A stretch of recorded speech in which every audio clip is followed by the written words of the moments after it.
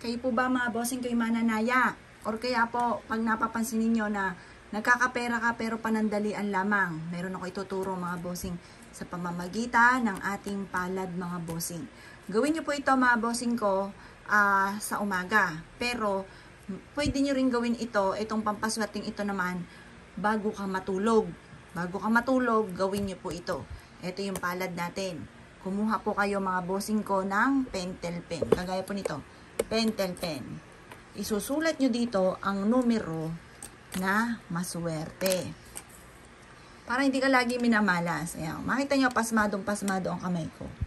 Yan. Sulat nyo 8. Nakaw, ayaw pang sumulat. Nakaw, nakaw, nakaw. Dahil pasmado nga po ako. Teka. Ulitin natin ito mga bossing. Yan. Ang gagawin po natin, ganito. 8. 8, 8. 8.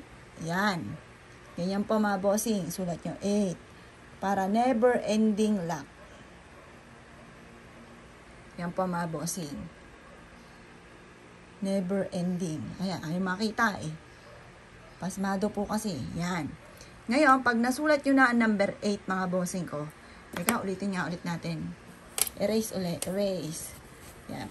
Akin munang tutuyuin ang palad ko. Pasmado po kasi ako mga bossing. Pagpasensyahan nyo na. Sulat nyo to 8. Ay, talagang ayaw. 8.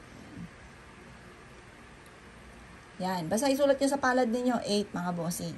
At pagkatapos, gawin nyo po ito bago ka matulog. Tapos, i-wish ninyo kung magkano amount na matagal mo nang pinapangarap. Kung ano yung matagal mo na inimahinasyon mga bossing ko na pera na never pa na nagkaroon ka. Halimbawa, gusto kong magkaroon ng 100 billion.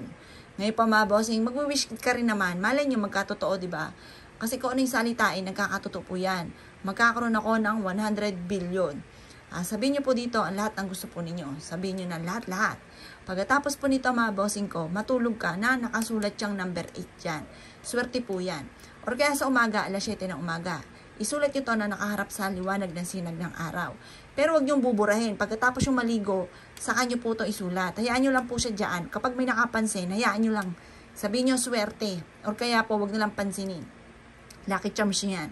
Ngayon pa mga bossing, basta ulit-ulitin nyo sa inyo pong isip, sa inyong kalooban na magkakaroon ka ng maraming pera at makakamit nyo po ang inyo pong mga pinapangarap.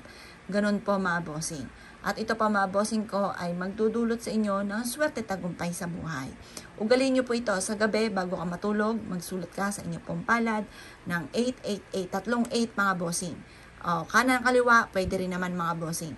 At ito pa mga bossing ko, kung ito yung never nyo pang hindi nagagawa at nagawa nyo po siya, at pagtas ikay sinuwerte, anak ko mga bossing, good luck po sa inyo po lahat. Tuloy-tuloy na po yan. Kasi yung 8, ang ibig sabihin niya, never ending luck mga bossing.